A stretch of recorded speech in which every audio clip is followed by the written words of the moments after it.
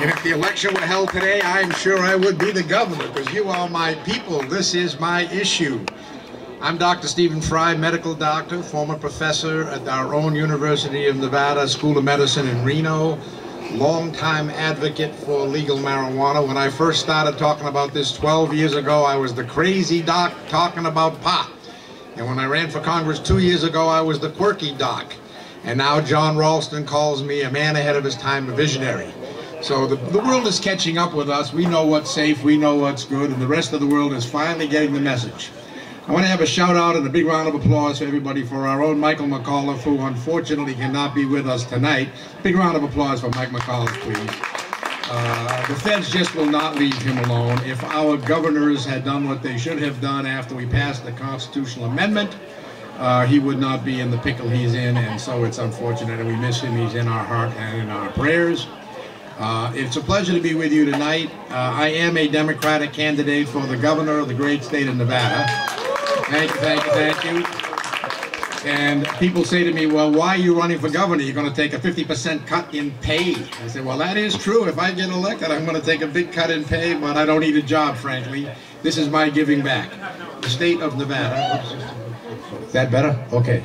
The state of Nevada is in a state of crisis. An absolute state of crisis, and it's because we have a governor who doesn't know what leadership is all about. We have the worst education in the nation for 5 years in a row. We have the worst hospitals in the nation according to Consumer Reports. We have the worst nursing home in the nation according to Better Life discussion, independent review. We have the highest female domestic violence murder rate in the nation.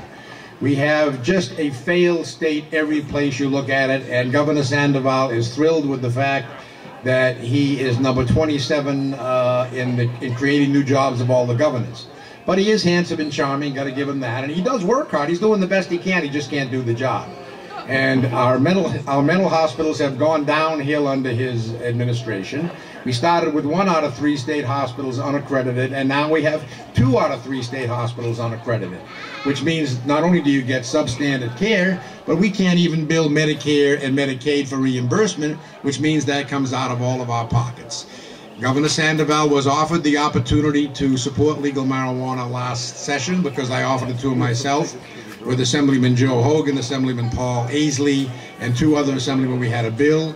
He absolutely refused to go along with it, so now we're trailing yet again because we have no leadership behind Colorado and Washington. It is my goal to have legal marijuana in the state of Nevada. We should have been first. This is a party state. We are Sin City. We should have been first, not 3rd or 5th or 9th. And we are absolutely broke. No new taxes is not leadership. No new taxes means we will continue to have the worst education, hospitals, nursing homes, etc. So the federal government has been lying to us for 75 years about marijuana. So they have been telling us for 75 years that marijuana is a dangerous, addictive drug. It's a lie. I want to hear you say it's a lie. It's a lie. They have been saying for 75 years that marijuana is a gateway drug, and it's a lie. They have been saying for 75 years that there is no known medicinal value for marijuana, and it's a lie. Exactly.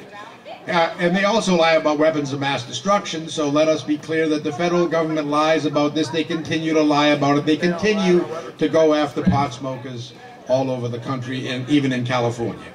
But we now have medical marijuana dispensaries being developed here in Nevada and in 20 other states around the land. We are making progress. We're going to continue to make progress. Is this too loud? I'm getting feedback. Am I okay? All right. We're trying to improve it, guys. It's a vocal mic. So you have to do one thing. Okay. You don't want to hear me sing. Trust me, you don't even want to hear me sing Happy Birthday. All right.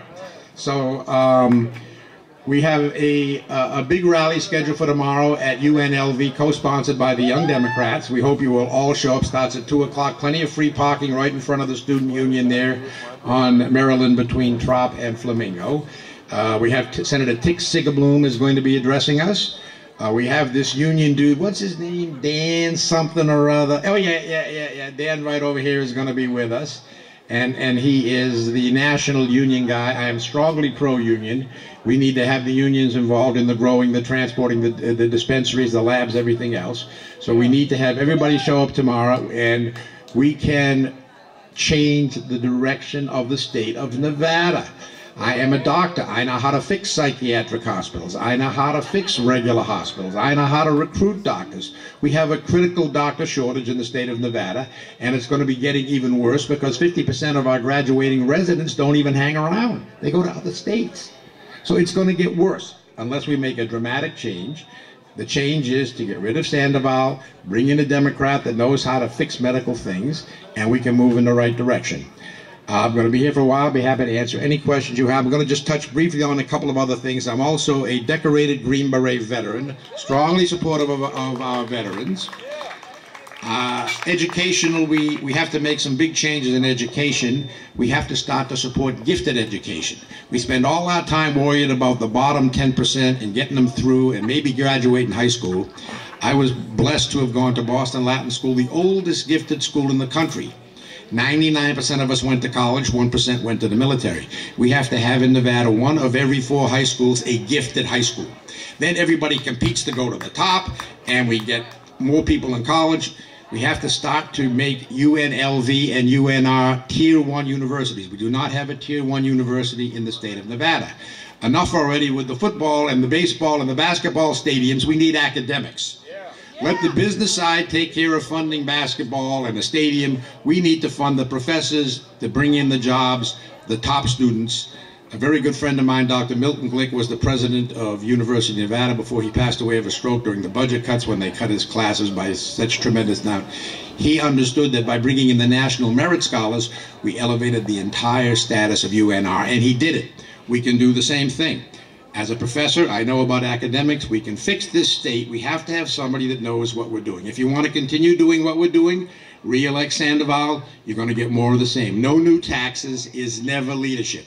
The only tax the voters of the state of Nevada have ever supported overwhelmingly is the marijuana tax. Every other tax is controversial. They don't even want it. But the marijuana tax overwhelmingly supported by the Retail Association of Nevada poll. This is our issue. This is our time. Please work with me and with all of our other Democrats so that we can get this passed.